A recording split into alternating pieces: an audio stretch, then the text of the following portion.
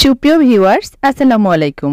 আনান্তিস kitchen festival থেকে আমি তাহমিনা সুচি। আজকের আয়োজনে কোনো রান্না নয়, নিয়ে এসেছি রান্নাকে মজাদার করার স্পেশাল ঘরে তৈরি বিরিয়ানি মশলার রেসিপি। মুরগি, খাসি কিংবা গরু যে কোনো টাইপসের মাংসে এই মশলা দিয়ে বিরিয়ানি তৈরি করা যাবে।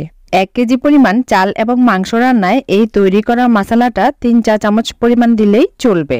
যারা বিরিয়ানি খেতে, খাওয়াতে এবং রান্না করতে অনেক বেশি পছন্দ করেন, আজকের এই রেসিপিটা তাদের জন্য।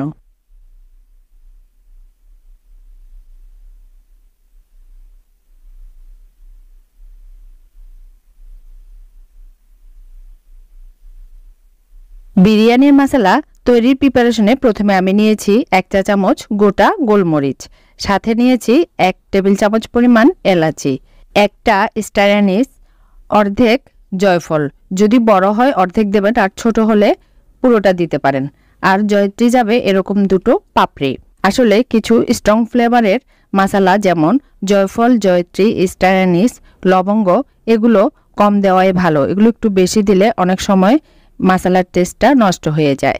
এবারে দিচ্ছি 2টো কালো বড় এলাচ, দারচিনি 3-4 টুকরা, লবঙ্গ 1 চা চামচ, তেজপাতা ছোট করে কাটা 3টি, শাহি জিরা দিচ্ছি 1 চা চামচ।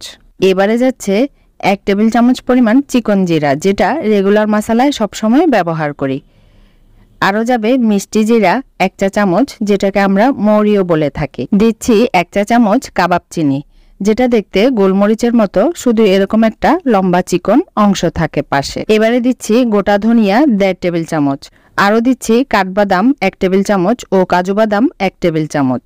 কেউ চাইলে বিরিয়ানি রান্নার সময় এই বাদামগুলো বেটেও দিতে পারেন, তবে এভাবে গুঁড়ো করার সময় মশলায় যদি এগুলো দেওয়া হয় এর ফ্লেভারটা অনেক ভালো আসে। এবারে সবশেষে দিচ্ছি রাঁধুনি মশলা, যেটা কিনা কালো ভুনায় দেওয়া হয়। চেষ্টা করেছি হাতের কাছে থাকা মশলাগুলাই এই বিরিয়ানি মশলায় ব্যবহার করতে, তবে কেউ চাইলে আরও 2-1টা মশলা কম বা বেশি করতে পারেন। এবারে সব মশলাগুলো আগে থেকে গরম করে রাখা একটি ফ্রাই প্যানে নিয়ে চুলা একদম লোতে রেখে হালকা ড্রাই রোস্ট করে নেব।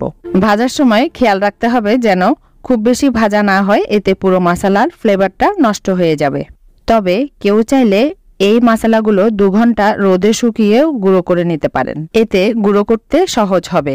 ভাজা হয়ে গেলে সাথে সাথে অন্য একটা প্লেটে ঢেলে নিচ্ছি যেন ঠান্ডা হয়ে যায়। দেখতেই পাচ্ছেন খুব সুন্দর মচমচে ভাজা হয়েছে। ঠান্ডা হলেই এটা মিক্সিতে দিয়ে গুঁড়ো করে নিচ্ছি। মশলাগুলো পাটায়ও গুঁড়ো করে নিতে পারেন।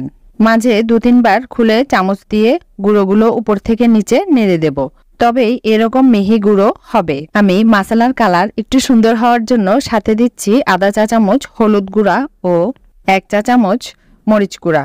আবারও একবার মিক্সিটা ঘুরিয়ে নিচ্ছি। এবার একটি পাত্রে ঢেলে সাথে অ্যাড করছি ছোট ছোট করে কাটা কয়েক টুকরো দারচিনি, 4-5টা এলাচ, 4-5টা লং ও কয়েকটা ছোট করে টুকরো করা তেজপাতা। সবকিছু মিলিয়ে নিচ্ছি। দেখতে বাজারের কেনা মশলার মতোই মনে হচ্ছে। এই তো কত সহজে তৈরি হয়ে গেল ঘরে তৈরি বিরিয়ানি মশলা, যেটা কিনা বাজারের কেনা মশলা থেকে কোনো অংশে কম নয়। এবারে একটি পরিষ্কার শুকনো কাচের পাত্রে নিয়ে সংরক্ষণ করা যাবে। ফ্রিজে রাখলে 5 থেকে 6 মাস ভালো থাকবে, আর ফ্রিজের বাহিরেও 2 মাস পর্যন্ত ভালো থাকবে। আজ এখানেই বিদায় নিচ্ছি, পরবর্তীতে আবারও কথা হবে। ততক্ষণ পর্যন্ত সবাই অনেক বেশি ভালো, সুস্থ ও নিরাপদে থাকবেন। আজকের মতো আল্লাহ হাফেজ।